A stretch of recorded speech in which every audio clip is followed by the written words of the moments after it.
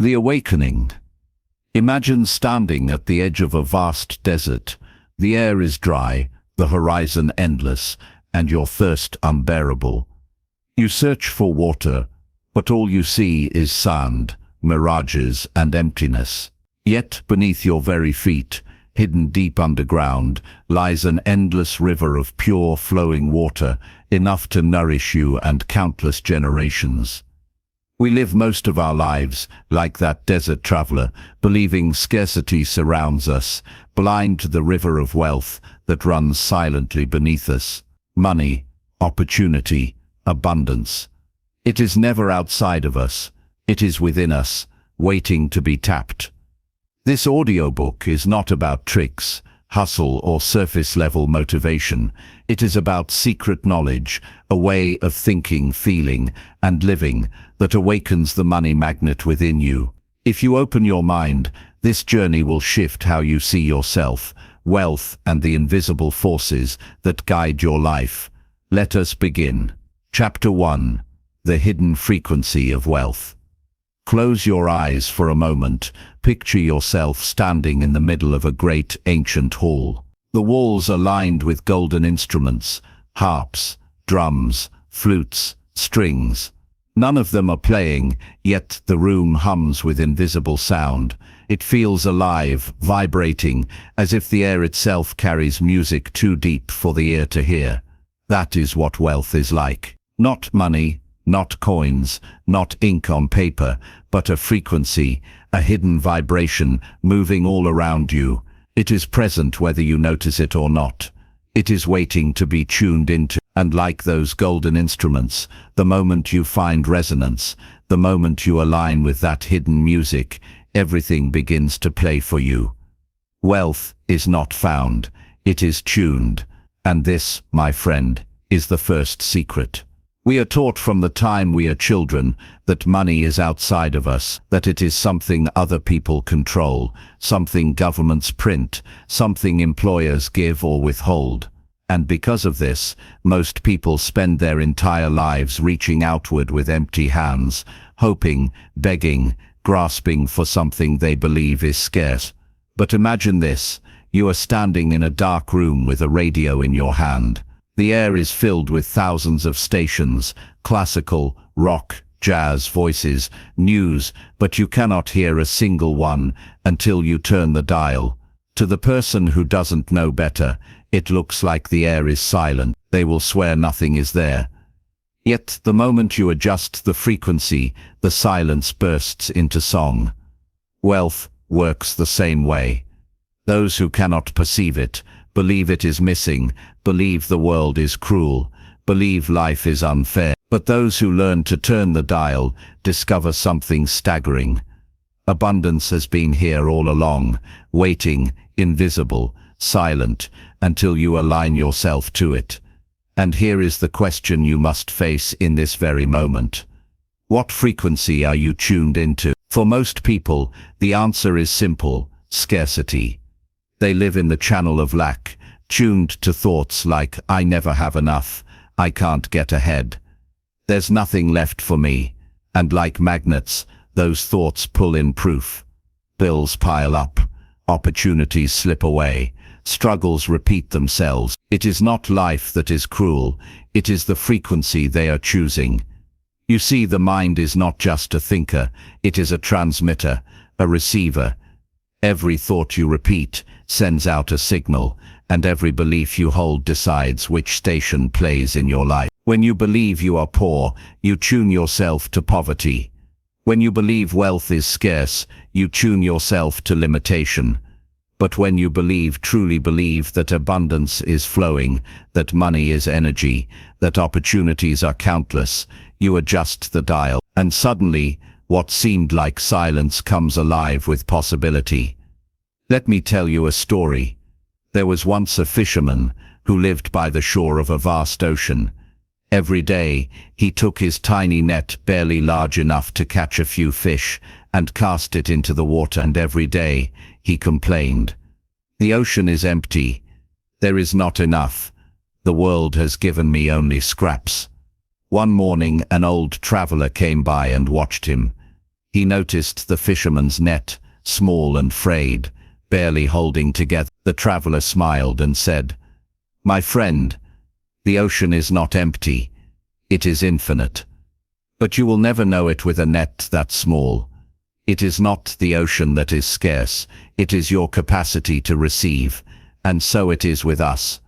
The ocean of wealth is vast, infinite, eternal, but our beliefs, our doubts, our fears, these are the nets we cast, and the size of our net determines the catch.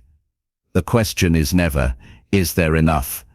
The real question is, have I expanded myself enough to receive? You may be wondering, how do I expand? How do I tune my frequency? It begins not with doing, but with seeing. You must shift your perception of reality itself. Wealth is not coins. Wealth is not numbers on a screen. Those are symbols, shadows, reflections of something deeper. Real wealth is life energy, and it flows where attention goes. Look around you. Nature itself is screaming abundance at every turn. A single apple holds within it the seeds of an orchard. A tree produces thousands of leaves, far more than it needs. The ocean does not trickle, it roars. The universe does not whisper, it explodes with stars. Scarcity is not natural, it is learned. When you were a child, you lived in abundance. You believed anything was possible. You built castles out of air, universes out of mud and sticks. You were tuned into creation itself. But somewhere along the way, someone told you, be realistic, don't dream too big. Money doesn't grow on trees, and little by little, you turned the dial from abundance to scarcity, from music to static. Now here you are listening, and I tell you, this is the moment you turn it back. You may feel resistance. Doubt may whisper, this sounds nice, but my life has been nothing but struggle. How can I tune into wealth when I've only known lack? Listen carefully, your past is not a prophecy. Scarcity was never proof of truth. It was only proof of tuning. Imagine blaming the radio for playing static when you never turned the dial. Imagine standing in a silent room and declaring, there is no music in the world. The silence is not truth. It is simply untuned potential. The moment you shift your inner dial, life responds. Opportunities you never noticed before suddenly stand in front of you. People who can help you cross your path. Ideas that were buried in your mind rise to the surface like gold beneath the sand. This is not fantasy. This is alignment. Wealth is not something you chase. It is something you receive. And you can only receive what you are willing to believe exists. So let this be your beginning. Stop asking, where is the money? And start asking, what frequency am I on? Stop asking, why can't I get ahead? And start asking, what story am I tuning into? Because when you change the station, you change the song. Now let us pause, breathe, feel the air entering your lungs. That breath is wealth. Life itself is wealth. You did not earn it, you did not fight for it. It flows into you freely, endlessly, with every inhale. This is the nature of true abundance. Not forced, not scarce, not withheld, but flowing, natural, infinite, and just as air surrounds you always, so too does wealth. Invisible, silent, waiting for you to align. Here is the truth I want you to carry out of this chapter. Wealth is already here. It always has been. It always will be. It is not missing. It is not scarce. It is waiting for you to tune into. The desert traveler who believes he will die of thirst does not realize a river runs beneath his feet. You are that traveler until now. From this moment forward, you know the river exists. The only question is, will you dig?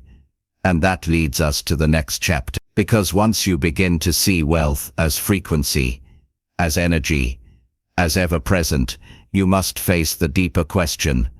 What story are you telling yourself about money? For the story you repeat becomes the channel you hear, and your story may be the very cage that keeps you from the abundance that is already yours. Let us turn the page. Chapter 2. The story you tell yourself. Imagine for a moment that you are sitting in a darkened theater. The curtains are drawn, the lights are low, and on the screen begins a film you've seen 1,000 times before. The story unfolds exactly as you expect. The same scenes, the same struggles, the same endings.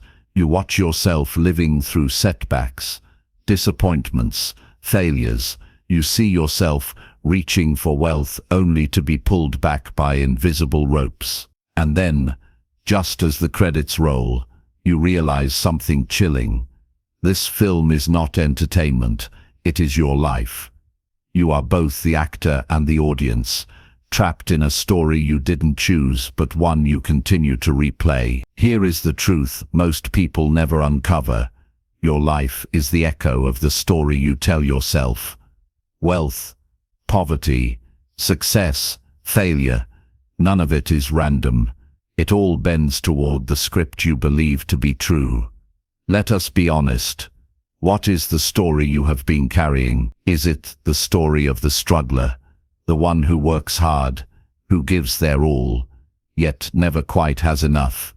Is it the story of the victim, the one who believes the world is rigged, that wealth belongs to others, that doors remain forever closed? Or is it the story of just enough, a life lived in quiet compromise, where money covers the basics, but never lifts you into the freedom of your dreams? These stories are not facts, they are not destiny, they are cages built out of words, passed down by parents, culture, society, repeated until they become invisible walls around you. Think of a child, no older than 5, who overhears her parents arguing late at night.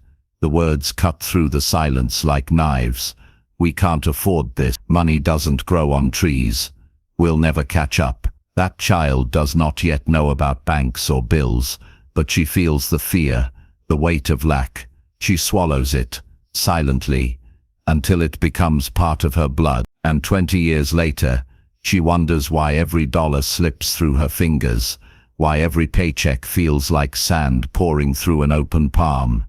The story was planted in her, like a seed. Not her seed, not her choice, but it grew all the same. And now I must ask you, whose story are you living? Is it truly yours, or is it borrowed from voices that never understood wealth themselves? There was once a man who lived his life as if shackled by chains. Every decision, every dream, every ambition seemed weighed down by the thought, I can't afford it. He wore this phrase like a uniform. I can't afford it when he saw a trip. I can't afford it when he saw an opportunity. I can't afford it when his own ideas knocked on the door of his imagination. One day, a teacher asked him, why do you wear the words of poverty like armor? Why not ask instead, how can I afford it? And that one shift cracked his story open. From that day forward, his questions turned into doors, and those doors turned into wealth. Because this is the power of your inner narrative. What you repeat, you create. Understand this.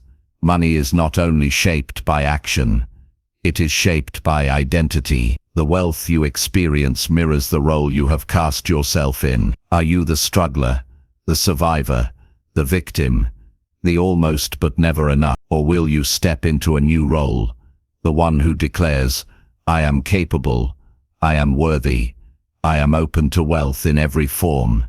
This is not empty affirmation, this is re-scripting your life. Just as a film director rips out scenes that do not serve the story, so too must you edit your inner dialogue. The moment you say, this is who I am now, you are not just speaking, you are transmitting, and the world begins to align with that broadcast. Let me share something extraordinary.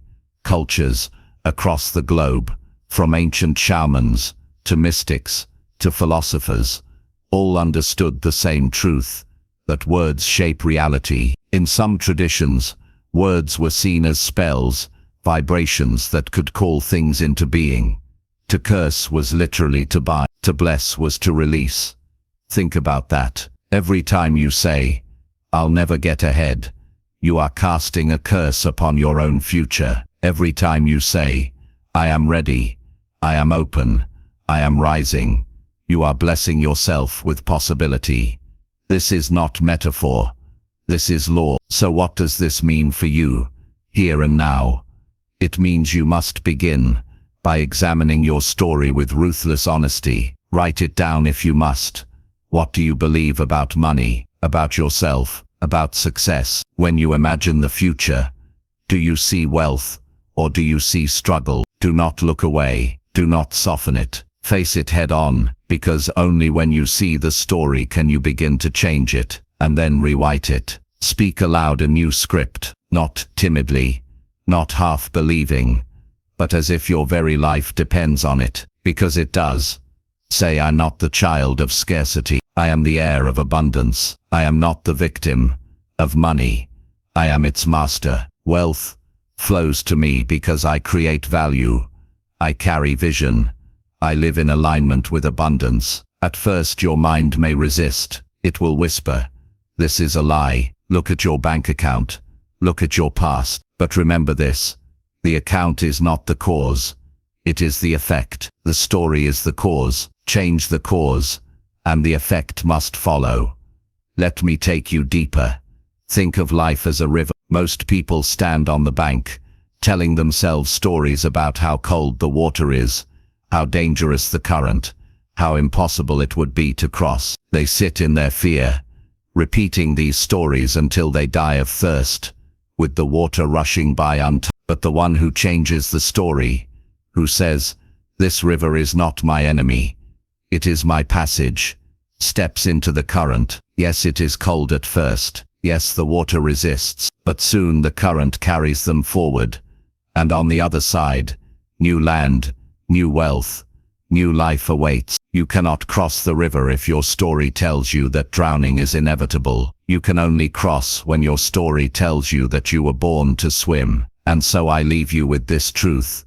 Your story is the architect of your reality. If you want wealth, begin not with chasing money, but with rewriting the tale you tell yourself. Because until you do, every dollar earned will vanish back into the narrative of life. But once you change the script, once you live inside a new story of worthiness, creativity and openness, money cannot help but flow toward you. But there is more. For once you recognize the story, you must ignite something deeper. The fire that pushes you beyond comfort. The burning desire that transforms a new story into a new destiny. That is where we go next. For wealth does not simply answer to a new story. It answers to the furnace of desire that fuels action, creation, and unstoppable momentum. And so let us step into the heart of it. Chapter 3. Desire, the seed of wealth. Picture a barren field in the dead of winter. The soil is frozen. The trees stand naked, and the wind bites like knives against your skin. Nothing grows here. It feels empty, lifeless, impossible. Now imagine someone kneeling in that same field, pressing a single seed into the frozen ground. The onlookers laugh. Foolish. Nothing can grow here. But the one who plants does not listen, for they know the secret. The seed carries a force within it more powerful than the winter. It carries the hunger to break the soil, the yearning to reach the sun, the relentless drive to grow. That seed is desire. And it is the seed of every fortune ever built. Without desire, you are like that barren field, cold, lifeless, stuck in endless cycles of repetition. You may have knowledge, you may have talent, you may even have opportunities, but without the fire of desire, nothing awakens, nothing takes root. Desire is not a casual wish. It is not the shallow thought, "I'd like to be rich someday." No, true desire is a living thing. It is a flame that keeps you awake at night. It is the pull in your chest that makes you restless when you ignore it. It is the whisper that says, "You were made for more." Every great achievement began with someone who refused to let that flame go out. Think of the inventors, the artists, the entrepreneurs, the leaders who reshaped history. They were not necessarily the smartest, the most educated, or the most privileged, but they carried a burning desire that refused to be silenced. Thomas Edison failed 1,000 times before creating the light bulb. Why? Because his desire was greater than his failures. Oprah Winfrey rose from poverty and pain to become a beacon of influence. Why? Because her desire for a different life burned hotter than the voices that tried to cage her. Desire is what separates the dreamer from the doer, the wanderer from the creator. It is the engine that drags you through rejection, doubt and fear, until the world finally bows to your persistence. But let us go deeper. Desire is not just a flame. It is sacred energy. It is the pulse of life itself moving through you, telling you where your destiny lies. When you feel a deep, relentless longing for something greater, wealth, freedom, creation, it is not greed. It is guidance. It is the universe whispering, "This is the direction of your becoming." You see, animals survive by instinct. They eat, they mate, they sleep. But humans, we are driven by something higher. We are dreamers, creators, builders. Desire is proof that you are alive, not just to exist, but to expand, to feel the hunger for wealth, for abundance, for a bigger life. That hunger is not a flaw. It is the signal that there is more within you that must be expressed. But here lies the danger. Most people bury their desire. They bury it under fear. What if I fail? They bury it under shame. Who am I to want more? They bury it under conformity. People like me should stay in our place. And so they live with quiet desperation, carrying the flame inside, but never giving it oxygen. Over time, the fire dwindles into smoke, and the life that could have been is left unborn. This, I tell you, is the tragedy of the ordinary life. Not that people lack talent, not that they lack opportunity, but that they suffocate their own desire. Let me tell you a story. There was once a sculptor who worked in obscurity. He lived in poverty, chiseling away at stones no one cared for. His friends told him to give up, to take safer work, to stop dreaming. But within him was a vision, a burning desire, to reveal beauty hidden in the rock. One day, a wealthy patron stumbled upon his workshop and saw a half-finished figure rising out of marble. Captivated, he commissioned the sculptor to create a great statue for the city. That statue became a masterpiece that immortalized his name for centuries. Had he abandoned his desire when the world mocked him, the masterpiece would never have existed. But because he held onto the flame, the world eventually came to see what he always believed was possible. So here is the truth you must embrace. Desire is the beginning of wealth, not the work, not the strategy, not the plan. Those will come later. But none of them matter without desire, because desire is the root that feeds everything else. Desire gives you vision. Desire gives you resilience. Desire gives you courage when logic says quit. It is the seed that cracks the hardest soil, the flame that defies the coldest night. Now some of you may feel your desire is faint, like embers fading in ash. Perhaps you once dreamed of more, but life beat it out of you. Perhaps you were told to be realistic, and you believed it. If that is you, listen. The flame is never gone. It only waits. One breath of belief, one act of courage, one decision to want again, and it will roar back into fire. So ask yourself right now, what do I truly desire? Not what others expect of me, not what I think is safe, but what makes my heart burn. What vision keeps tugging at me when I'm honest with myself? Answer that, and you hold the seed of your fortune in your hands. But do not confuse desire with greed. Greed hoards. Greed is hunger without purpose, a bottomless pit. Desire, true desire, is creation. It is the longing to bring something into being, whether that something is a business, a work of art, a legacy for your children, or a life of freedom and generosity. Desire is not about taking, it is about becoming. And here lies the beauty. When your desire is pure, it not only creates wealth for you, it creates wealth for others. It multiplies. Just as the seed grows into a tree that feeds countless people, your desire, once honored, becomes a blessing far beyond yourself. So let this chapter ignite you. Do not settle for numbness. Do not settle for safety, dressed as survival. Allow yourself to want again, deeply, unapologetically, passionately, because wealth does not come to those who kind of want it. It comes to those whose desire is a roaring fire that cannot be ignored. And when you have found your desire, protect it, nurture it, guard it from the cold winds of doubt and the thieves of conformity, because your desire is not just a feeling, it is your compass, your engine, your destiny calling. Remember this, wealth begins the moment desire is born. And yet desire alone is not enough.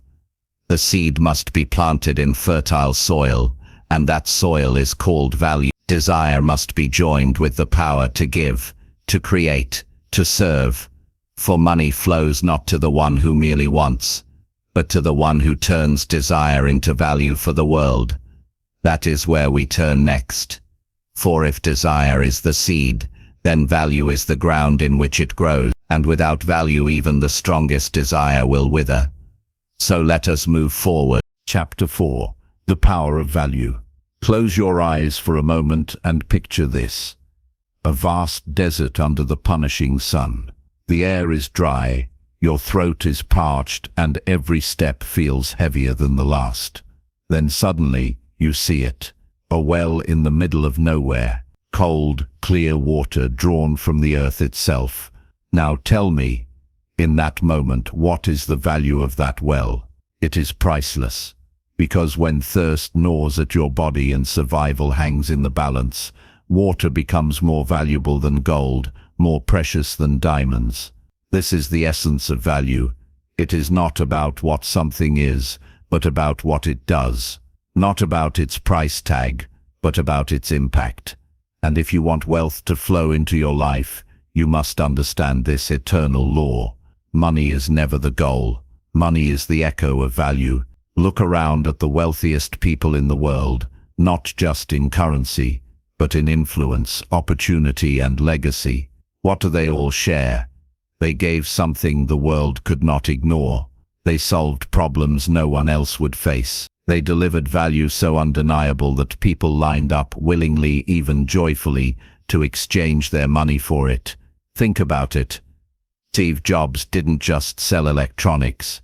He gave people a new way to connect, create, and belong. J.K. Rowling didn't just write stories. She opened portals of imagination that generations now treasure. Even the street vendor, who serves food at midnight, is delivering something deeply valuable, nourishment when hunger strikes. The measure of wealth is not what you take, it's what you give. But here's the tragedy. Most people chase money, not value. They say, I need more income, I need more security, I need more success. But that is like chasing the shadow of a tree and ignoring the seed that created it. Money is the shadow, value is the tree. Without value you can hustle endlessly, but the results will remain small. With value, wealth begins to chase you. This is the law, and laws do not bend. Let me tell you a story. There was once a struggling blacksmith in a quiet village. He barely earned enough to feed his family, because every smith around him sold the same tools, the same weapons, the same services. One day, he noticed that the farmers in his town often injured themselves while tilling the hard earth. Their plows were heavy and broke easily. Instead of making more of the same, he poured his energy into designing a plow that was lighter, sharper, and stronger. It took him months of sweat and countless failures, but at last he created it. When he offered it to the farmers, they didn't hesitate. They paid him gladly, because what he gave them wasn't just iron. He gave them relief. He gave them more harvests. He gave them more time with their families. Within a year, that blacksmith was no longer struggling. He was thriving, because he understood, value is not in the metal. Value is in the transformation it brings. This is the principle you must carry. Value is transformation. When you create something that transforms another person's life, whether in comfort, freedom, joy, safety, or inspiration, you unlock the current of wealth. A doctor does not get paid for holding a degree on their wall. They get paid because their skill transforms pain into healing. A musician does not earn from playing notes. They earn because their music transforms silence into emotion, loneliness into connection. Every fortune, every reward, every legacy can be traced back to one thing: transformation offered to another. But let us go deeper still. There is value that feeds the body, like food, shelter, medicine. There is value that feeds the mind, like knowledge, ideas, strategies. And then, there is value that feeds the soul, like inspiration, beauty, love and vision. If you truly want to build lasting wealth, do not stop at the body, do not stop at the mind. Create value that touches the soul, because when you reach the soul, you are unforgettable. People don't just buy what you offer, they carry it within them. That is why some works, some inventions, some leaders live on long after their bodies are gone. They did not just give us things, they gave us meaning. But here is where many people stumble. They underestimate the value they can create. They think, I am ordinary. I don't have great talents. I don't have special gifts. But value is not about grandiosity. It is about awareness. It is about noticing where the world aches and daring to ease that ache.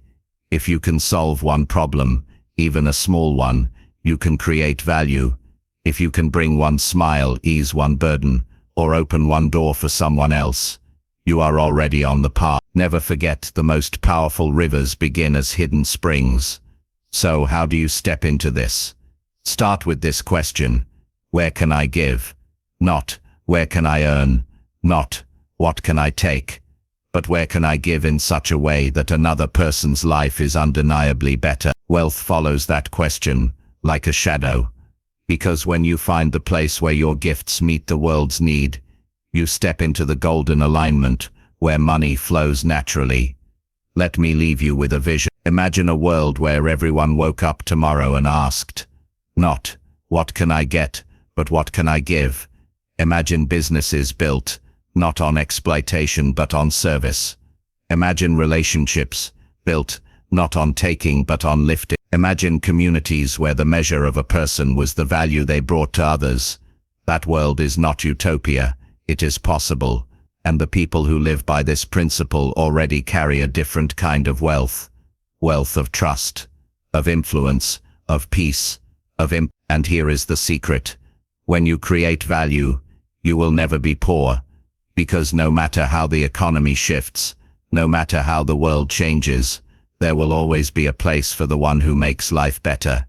So remember this: desire is the seed, but value is the soil. Without soil, no seed can grow. Without value, no desire can bear fruit. If you want lasting wealth, do not ask first, how much will I make? Ask, how much value can I create? For the depth of your wealth will always match the depth of your value. But even this is not enough. A seed in the soil still needs one more element to grow: action. And that is where we turn next. Because knowledge without action is wasted, and desire without movement is only a dream. So in Chapter 5 we will step into the force that brings desire and value to life, the force that separates thinkers from achievers, the unstoppable current called action. Chapter 5: The Fire of Action. Picture this: a torch lying on the ground. It is carefully crafted, wrapped in cloth, soaked in oil. It has everything it needs to burn brightly. But until a single spark touches it, it is nothing but potential. Now imagine a person who carries within them 1,000 dreams, 100 ideas, and endless possibilities, but never acts. They too are a torch without fire, full of promise, empty of flame. Potential without action is a silent tragedy. And here lies the truth most people never face. The gap between where you are and where you long to be is not crossed by wishing, by hoping, or by waiting. It is crossed by stepping, by moving, by doing. Action is the dividing line between the dreamer and the creator, between the one who hopes for wealth and the one who attracts it. The universe, in all its mystery, responds not to your thoughts alone, but to your movement. You can think abundance, you can affirm abundance, you can visualize abundance, but until you act, you are like a farmer who stares at the soil and imagines crops, yet never places a seed in the earth. The soil does not yield to imagination, it yields to labor. There is a story from ancient China of a man who stood by a riverbank every day, waiting for the current to stop so he could cross with ease. He watched the water flow year after year, believing one day the river would become still enough for him to walk safely to the other side. He died waiting. That is the fate of those who wait for the perfect time. The river of life never stops flowing. The waters are never still. You must step into the current, even if your legs tremble, even if you are afraid, even if the waves rise against you. For once you step, the river carries you forward. But let us speak honestly, action is frightening. Why? Because action carries risk. Once you act, you may fail. Once you act, you may be judged. Once you act, you may realize that your idea, your dream, your attempt does not work the way you imagined. And so many people live in a prison of hesitation, believing that by avoiding action, they are avoiding pain. But in truth, they are choosing a deeper pain, the slow ache of regret. Let me tell you this, failure is not your enemy. Inaction is. Failure, at least, moves you forward. It teaches, it builds resilience, it reshapes your approach. But inaction leaves you frozen in place, watching the world pass you by. Think of Thomas Edison. He attempted thousands of times to invent the light bulb. Thousands. Imagine if he had acted only once, failed, and then declared, "It cannot be done." Today, our nights might still be ruled by darkness. Or think of a child learning to walk. They fall, they stumble, they bruise themselves, but they keep moving, and soon enough, they walk. What if the child, after falling, decided, "Walking is too risky, I will crawl for the rest of my life"? You see, you were born with the instinct of persistence. It is life itself that has taught you to fear movement. But the truth remains, the only way forward is through action. Action is not only about effort, it is about energy. Every action you take sends a signal into the invisible field around you. It tells life itself, "I am ready, I am moved, I am willing to meet my destiny halfway." And life responds to that energy, with doors, opportunities, and alignments you could never have imagined if you remain still. It is like striking flint against stone. The spark only comes when friction occurs. No strike, no flame, no movement, no miracle. But let me be clear, action without alignment is wasted motion. Running in circles is not progress.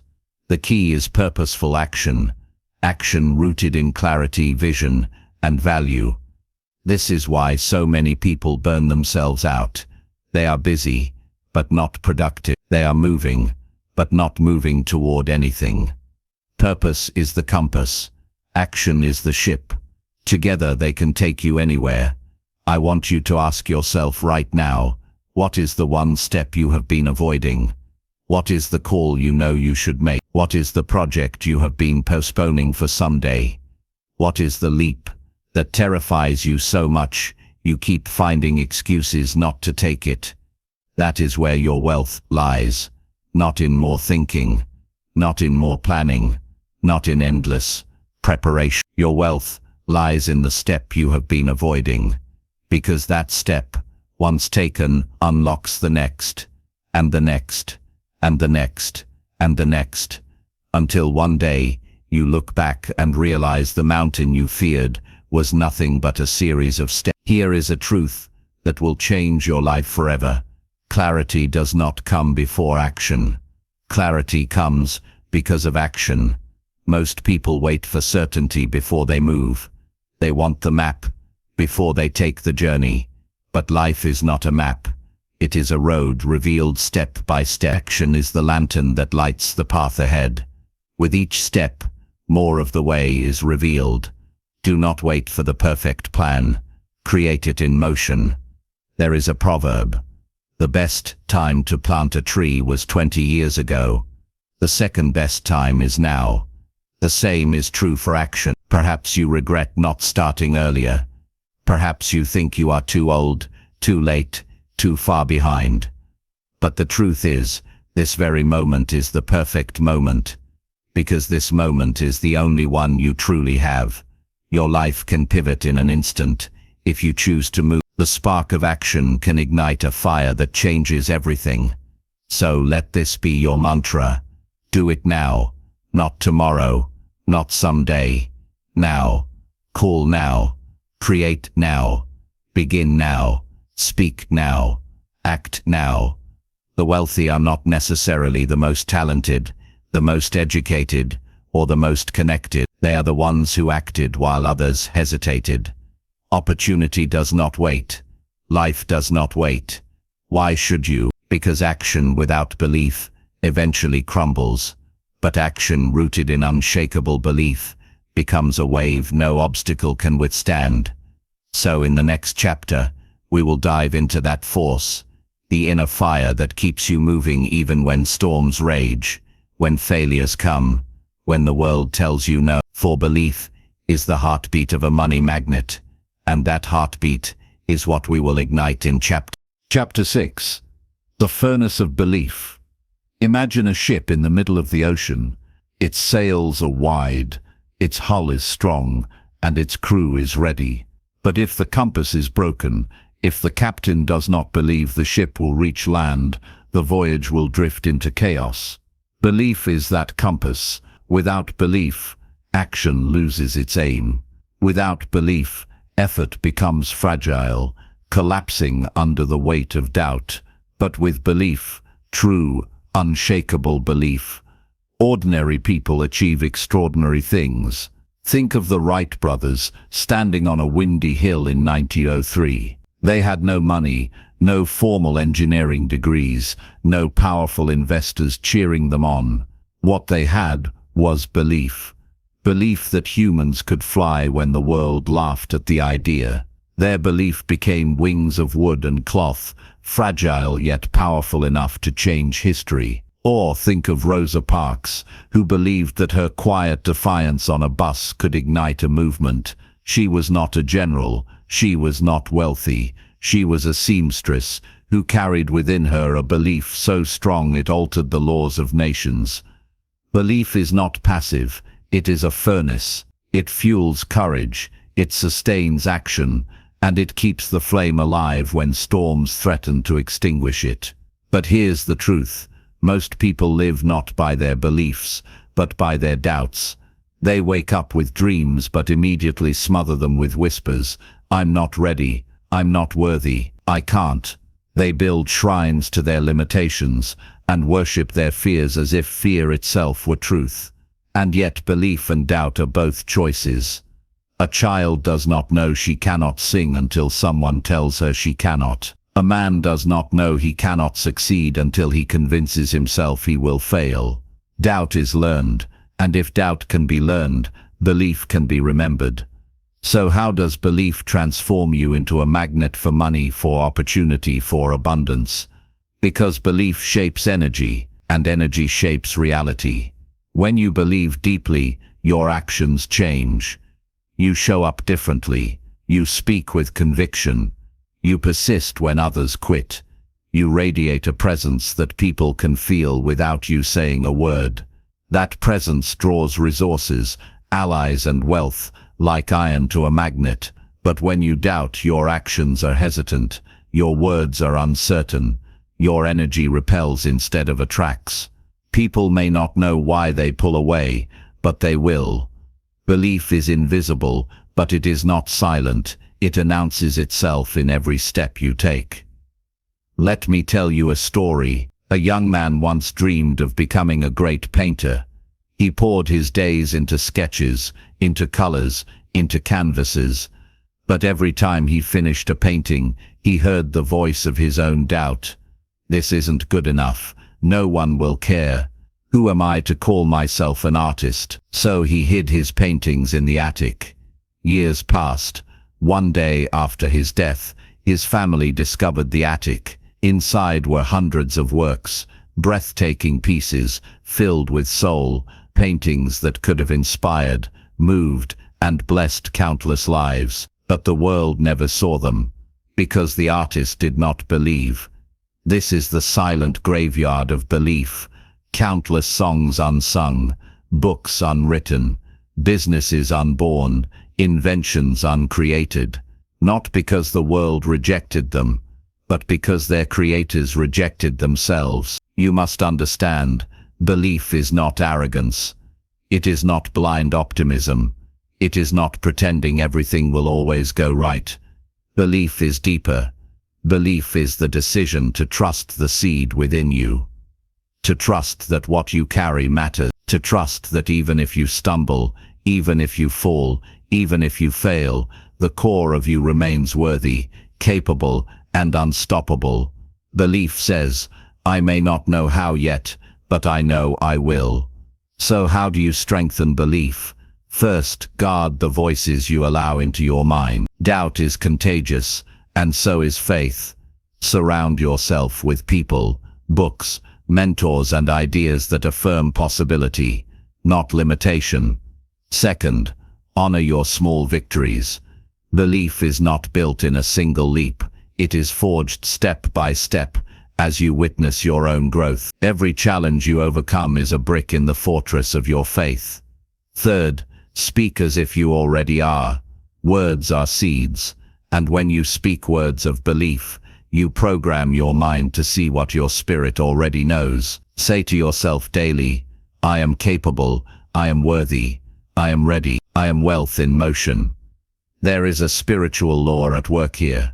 When you believe, you align yourself with creation itself. The creator, the source, the universe, whatever name you choose, has always moved through those who dare to believe. It is belief that parts seas, that moves mountains, that transforms poverty into prosperity and despair into hope. Belief is not simply personal, it is universal. It links you to a power far greater than yourself. Now listen closely. There will always be moments when your belief is tested, when everything around you seems to fall apart, when circumstances whisper, give up. In those moments, your wealth is not measured by what's in your bank account, but by what's in your heart. The question is not, do you believe when it's easy? The question is, do you believe when everything seems impossible? Because if you can believe, then you are unstoppable. Let me leave you with this image. Belief is like a furnace in the dead of winter. Outside, the winds howl, the snow falls, the night is long and bitter, but inside, the fire glows. You sit by its warmth, knowing that no matter the storm outside, the flame sustains you. That flame is your belief. It is your duty to keep it burning, to feed it with fuel, to protect it from the winds of doubt, to let it radiate so strongly that others are drawn to it, warmed by it, inspired by it. For belief does not just serve you, it serves everyone you touch. So remember, your wealth begins not with money, but with belief. Believe, and your actions will have courage. Believe, and your words will carry weight. Believe, and your presence will magnetize the opportunities you seek. But belief is only half the furnace. The other half is persistence. For even belief, if abandoned too soon, burns out. And so in Chapter 7, we will explore persistence, the art of holding on when others let go, the discipline of continuing when the world says stop, because belief lights the fire, but persistence keeps it alive until it becomes unstoppable. Chapter 7. The Unyielding Path of Persistence. Picture this, a river cutting through stone. At first glance, the rock appears unbreakable, solid, eternal. Yet drop by drop, year by year, the river carves valleys, canyons, and gorges so vast they reshape the face of the earth. What gave the river its power? Not speed, not strength, persistence. And here is the lesson. Life does not yield to the one who is clever for a moment, but to the one who endures for a lifetime. We live in a culture obsessed with speed. Get rich quick. Lose weight fast, overnight success. Yet behind every so-called overnight success is usually a decade, sometimes more, of invisible persistence. Days of showing up when no one was watching, nights of labor when others were sleeping, years of discipline before the world finally noticed. The world rewards persistence because persistence is proof of faith. It shows the universe you are not here to flirt with your dream, but to marry it. Let me tell you a story. There was once a bamboo farmer in China. He planted his seeds and watered them faithfully. A year passed, nothing. A second year, still nothing. 3 years, 4 years. Still the earth remained silent. Friends laughed at him. Neighbors mocked him. Yet he kept watering. Then in the 5th year, something miraculous happened. In a matter of weeks, the bamboo shot up more than 80 feet tall. The truth was this. For all those years, the bamboo was not failing. It was building an invisible root system, strong enough to support its explosive growth. Without those hidden years of persistence, it would have collapsed under its own height. So it is with your dream. What you call delay may be the strengthening of your roots. What you call failure may be preparation. What you call wasted time may be the unseen work required for your breakthrough. But here is where many fall short. They confuse persistence with repetition. Persistence is not doing the same thing blindly, stubbornly, refusing to adapt. Persistence is the decision to continue moving toward your vision, even if the method must change. It is holding firm to the destination, but flexible with the path. Thomas Edison did not persist in making the same mistake 10,000 times. He persisted in pursuing light, learning, adjusting, refining, until his persistence bore fruit. Persistence is not mindless grinding. It is intelligent endurance. You must also understand this. Persistence is not glamorous. There are no cheering crowds when you wake at 5 a.m. to work on your dream. No applause when you save $1 instead of spending it on fleeting pleasures. No headlines when you study in silence, practice in solitude, or keep pushing when doors slam in your face. Persistence is lonely. It is quiet. It is often thankless. But it is the soil where greatness grows. The oak tree does not sprout overnight. It endures storms, seasons, droughts, and winters. Yet it stands tall because it never gave up on reaching for the light. But here lies the greatest danger. Most people give up too soon. They give up 3 feet from gold. They stop just before the breakthrough. They quit when the pain is greatest, not realizing the pain was the final barrier before success. History is filled with men and women who failed, not because they lacked talent, but because they lacked persistence. And history is also filled with those who triumphed, not because they were the most gifted, but because they refused to stop. So let me ask you, where have you quit too soon? Where did you plant seeds but walk away before the harvest? Where did you abandon a dream because the roots were still forming? It is never too late to return. Pick up the watering can. Return to the field. Begin again wiser, stronger, more determined. Persistence does not mean never falling. It means always rising. Now let us make this practical. How do you cultivate persistence? First, anchor your persistence in vision. If your dream is shallow, the first storm will uproot you. But when your dream is tied to something deeper than money, when it is about service, purpose, and meaning, you will endure any storm to see it fulfilled. Second, break mountains into steps. Persistence is not climbing Everest in one day. It is taking one step, then another, then another. Celebrate small wins. Each one fuels the next. Third, expect resistance. When obstacles appear, do not see them as signs to quit. See them as tests. Every great vision attracts resistance, because resistance is what strengthens you to hold the blessing when it arrives. Fourth, create rituals of endurance. Build habits that carry you when motivation fails. Discipline is persistence in motion. There is also a spiritual dimension to persistence. The universe does not yield its treasures to the half-hearted. It opens only to those who keep knocking, keep seeking, keep asking. Scripture, philosophy, and history all echo this truth.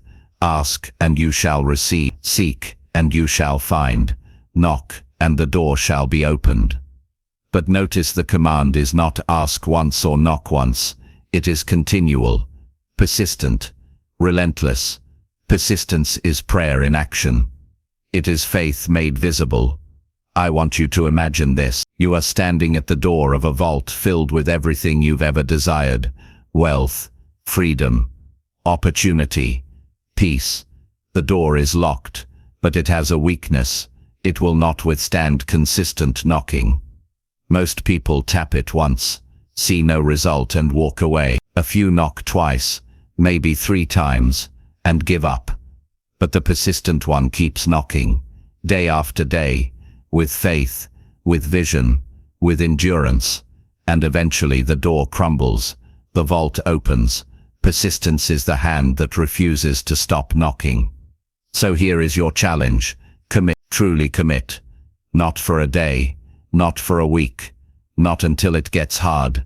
Commit for as long as it takes, because when persistence joins hands with belief, nothing can stop you. You may bend, but you will not break. You may fall, but you will rise. You may be delayed, but you will never be denied. Persistence is wealth's greatest test. Pass it, and abundance cannot help but flow toward you.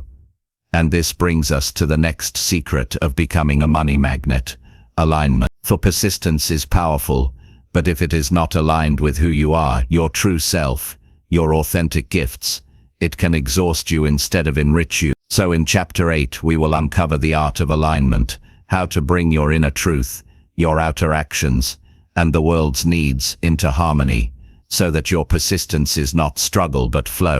Chapter 8. The Power of Alignment.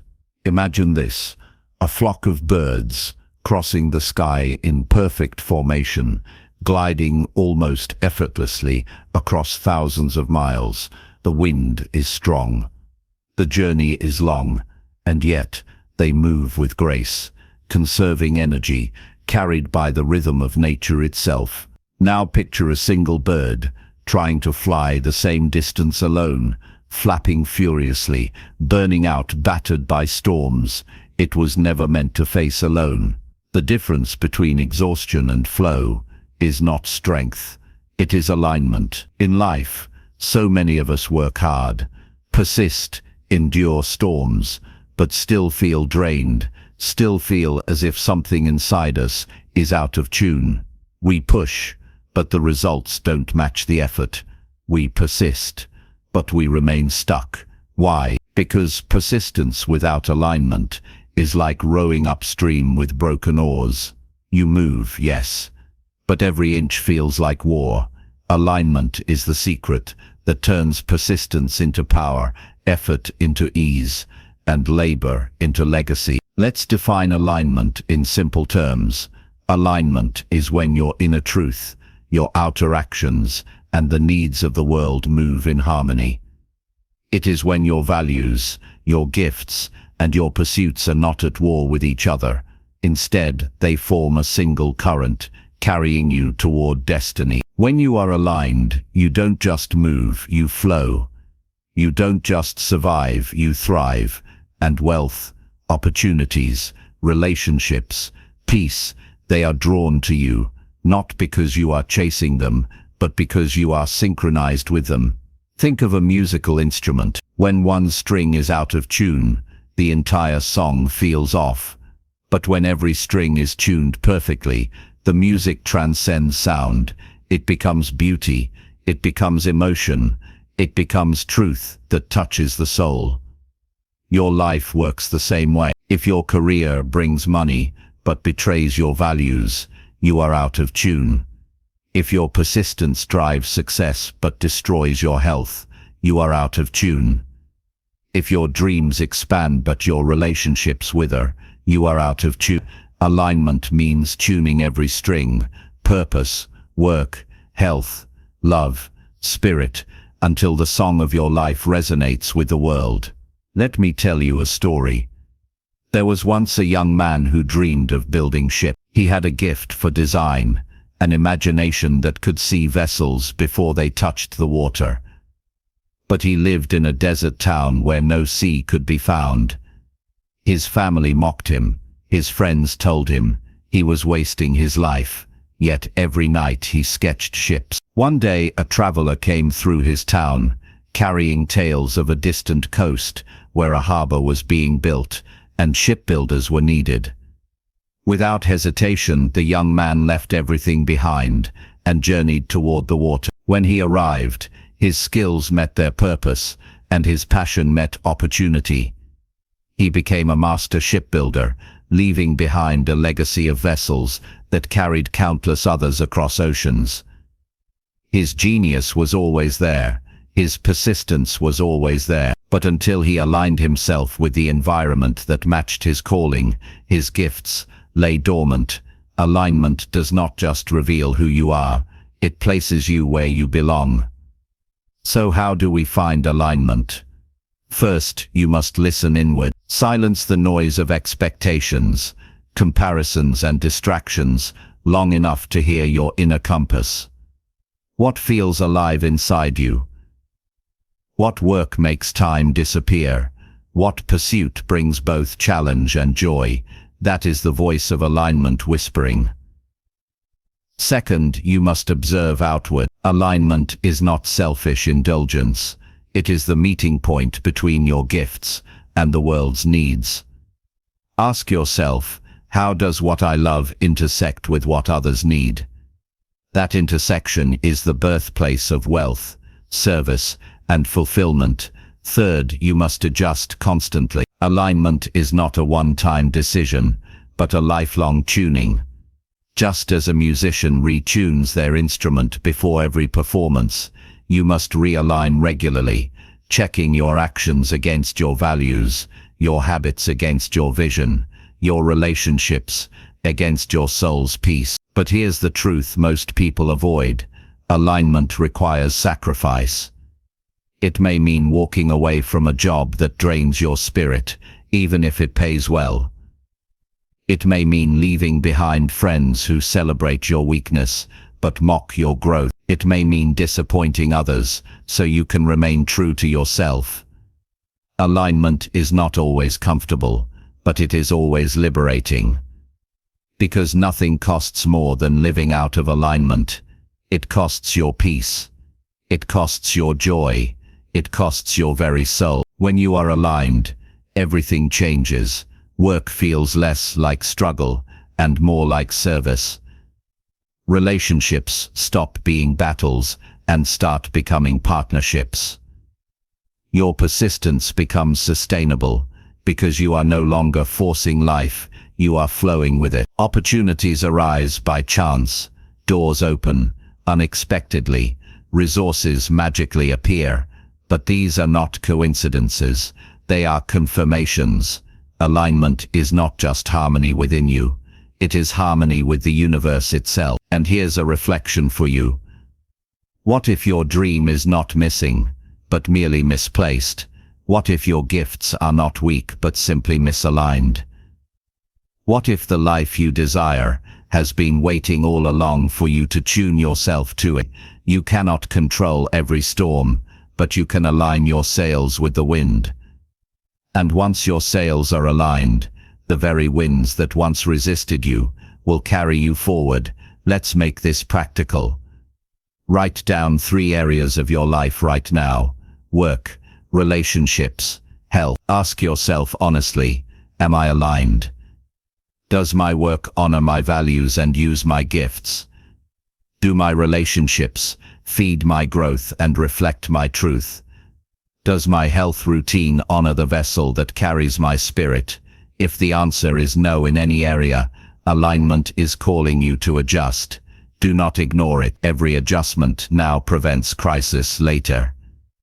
Alignment is wealth, not wealth in the shallow sense of coins and paper, but wealth in its truest sense: abundance of energy, of opportunity, of purpose, of joy. Money will come, yes, but it will come as a natural fruit of living aligned, not as a desperate chase. When your inner and outer worlds agree, you become magnetic. You draw to yourself what belongs to you, and what does not belong simply falls away. And this brings us to the next truth we must explore: flow. For persistence gives strength.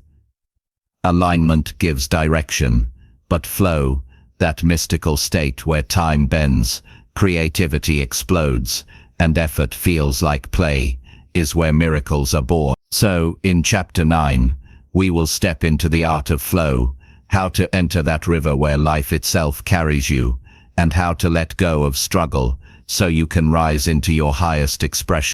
Chapter 9. Stepping into the river of flow. Close your eyes for a moment and imagine this. You are standing at the edge of a mighty river. The water glistens under the sun, rushing forward with unstoppable energy. You dip your toes in, and you feel it, an endless current, a force greater than your strength, carrying everything it touches toward its destination. Now imagine stepping into that river. Instead of fighting, instead of thrashing against the current, you let go. The water lifts you, it carries you, it supports you, and suddenly you are no longer straining. You are moving faster, farther, freer than you ever could by your own effort. That is flow. Flow is the state where life stops being a grind and becomes a dance. It is when your mind, body, and spirit move in perfect harmony with the moment. It is when time bends, you look up, and hours feel like minutes.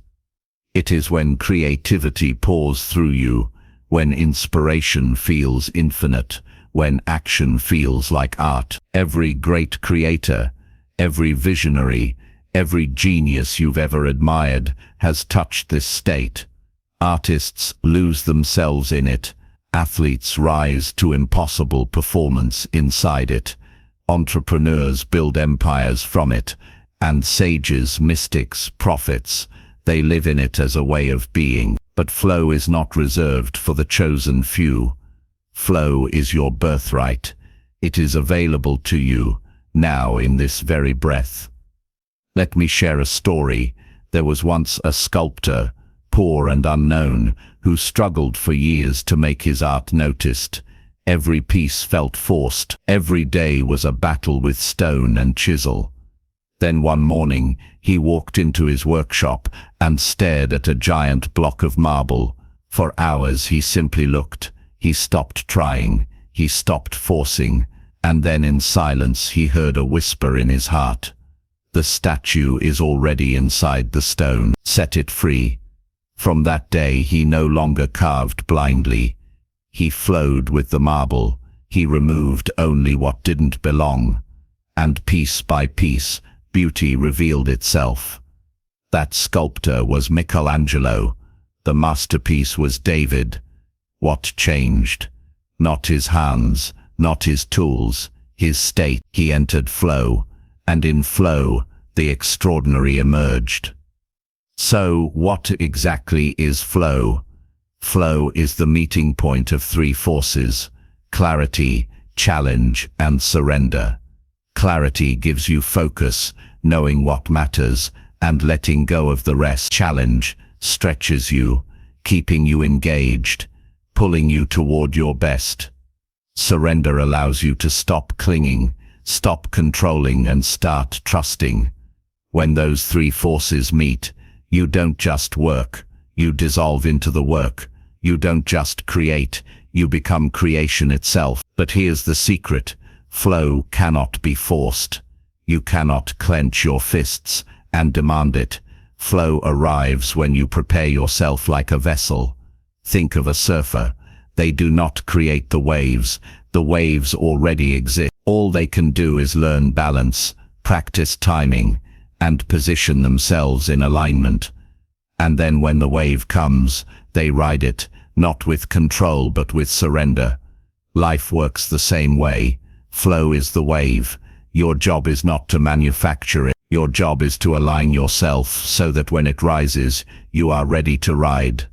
So, how do you enter flow? First, clear your inner clutter. Flow cannot move through a mind tangled in worry, fear, and distraction. Just as a river cannot pass through a dam, flow cannot pass through the dam of mental noise. Silence, meditation, breath, nature, these clear the channel. Second, choose the right challenge. Flow lives in the space just beyond your comfort zone. Not so easy that you are bored, not so hard that you are overwhelmed. It is the edge where growth happens. If your work feels too heavy, you'll resist it. If it feels too light, you'll neglect it. Flow emerges where difficulty awakens your full attention without crushing you. Third, surrender the outcome. Flow is not about clutching results. It is about dissolving into the process so completely that results become inevitable. When a dancer loses themselves in the music, the performance takes care of itself. When a writer forgets the audience and listens only to the story, the masterpiece writes itself. Flow is not about control, it is about trust. And let me tell you this, when you live in flow, abundance follows, because flow is the natural rhythm of the universe. The trees grow in flow, rivers run in flow, the planets orbit in flow. When you are in flow, you are no longer separate, you are participating in life's deepest order. And in that order, everything you need finds you. Money arrives as a byproduct of value you create effortlessly. Relationships blossom as you radiate authenticity. Opportunities appear because you are moving where energy is already flowing. In flow, you stop chasing life. Life begins to chase you. But beware, modern culture trains us away from flow. It tells us to grind endlessly, to multitask ourselves into exhaustion, to measure every step against arbitrary deadlines. And yet, this endless pressure only drives us further from the river. That is why flow is not just a skill, it is a rebellion. To choose flow is to defy the culture of constant struggle. To choose flow is to step back into your natural design as a human being. Alive, creative, boundless. Let me offer you a practical doorway into flow right now. Think of the last time you lost track of time. Maybe it was painting, writing, cooking, or solving a problem. Maybe it was playing with your child, walking under the stars, or building something with your hands. That was flow visiting you. Now ask yourself, what conditions allowed that moment? Was it silence? Was it challenge? Was it freedom from judgment? Recreate those conditions intentionally, and you will invite flow again. Flow is not luck. Flow is a practice. And here is the most profound truth. Flow is not just about creating, it is about living. When you are in flow with life itself, even the simplest acts, breathing, walking, speaking, become sacred. Washing dishes can feel like meditation. Talking with a stranger can feel like destiny. Every moment becomes alive with meaning, because you are fully present, fully engaged, fully surrendered. This is the highest wealth a human can know, not possessions, but presence. So I leave you with this: flow is not far away. It is not waiting in some future achievement. It is here, now, in this breath, in this heartbeat, in this moment. You are standing at the river's edge. The water is rushing. The invitation is waiting. Will you step in? And as we prepare for the next chapter, remember this: persistence gives you strength. Alignment gives you direction. Flow gives you freedom. But there is one more force, greater still, that completes this journey: the power of gratitude. The force that transforms not only what you receive, but how you receive. In Chapter 10, we will explore gratitude as the final magnet, the energy that multiplies everything you touch and seals your life in unshakable abundance. Chapter 10. The Final Magnet. Gratitude. Picture this: a traveler, weary and thirsty, wanders across a desert. The sun is merciless, the ground cracked and dry. His lips ache for a single drop of water, and then in the distance he sees it, a small oasis glimmering like a jewel in the sand. He falls to his knees beside the spring, cups the water in his hands and drinks. At that moment, the water isn't just water, it's life, it's salvation, it's miracle. His heart swells with gratitude. Now pause and imagine, what if you lived every day as if the air you breathe, the food you taste, the hands you hold, were all that oasis? What if nothing was taken for granted, but every moment felt like miracle? That is the heart of gratitude. Gratitude is not polite manners. It's not a forced thank you at dinner tables or holiday speeches. Gratitude is a frequency, a vibration, a way of seeing that transforms everything it touches. It is the final magnet. Because gratitude does not just notice blessings, it multiplies them. Think of sunlight through a prism. A single beam of light enters, and out pours a rainbow.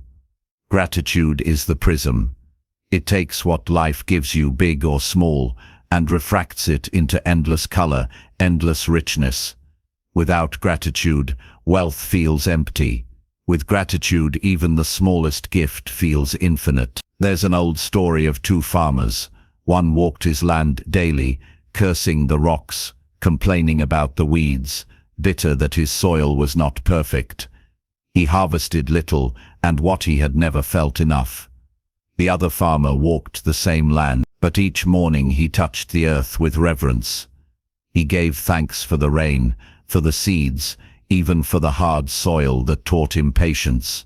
When harvest came, his yield seemed to overflow, not just in grain but in joy. The difference was not the land, it was the lens. Gratitude is the lens that reveals abundance where others see scarcity. But here's the mystery: gratitude is not just reaction. Gratitude is creation. Most people wait to feel grateful until life delivers something worthy. But the masters of abundance know gratitude must come first. They give thanks before the blessing, and in doing so, they draw the blessing nearer.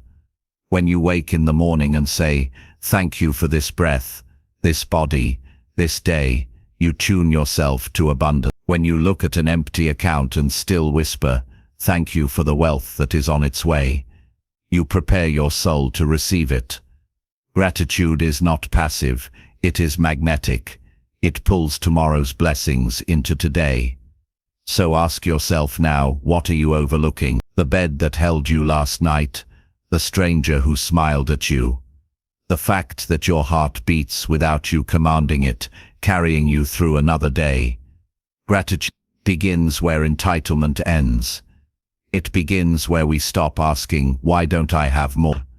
and start asking, "How much have I already been given?"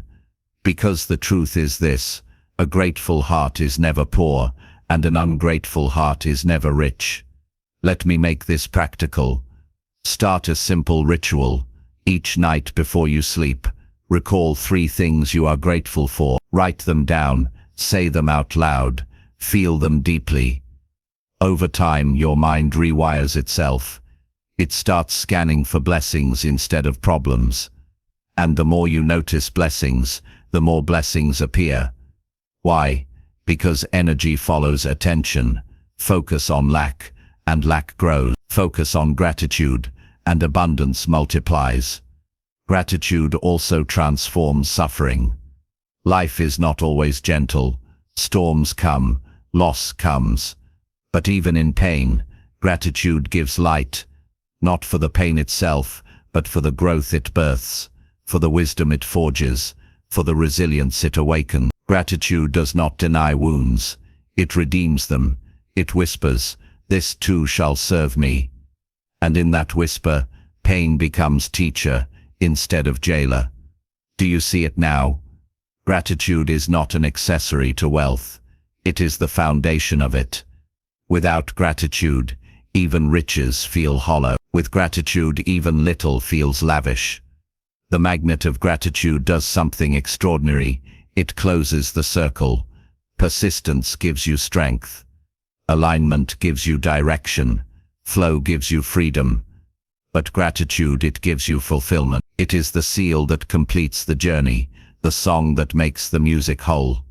So I leave you with this vision. Imagine waking tomorrow and seeing your world with new eyes. The air feels sacred. The people you love feel like miracles. The challenges ahead feel like opportunities dressed as puzzles. From this state of gratitude, imagine building your work, your wealth, your relationships. Imagine making every decision, not from fear of losing, but from joy of already having. That is the life of a true money magnet, not because you chase wealth, but because you radiate wealth. Gratitude turns your very being into an invitation for blessings to arrive. And here, dear listener, is where our journey together reaches its close. But your journey is just beginning. You now hold the keys: awareness, desire, persistence, alignment, flow, and gratitude. Wield them not as theories, but as practices. Live them, breathe them, embody them. For you were never meant to scrape through life in scarcity. You were designed to live in abundance, to shine in freedom, to overflow with joy. And gratitude is the doorway. Step through it, step fully, and watch as life itself bends toward you.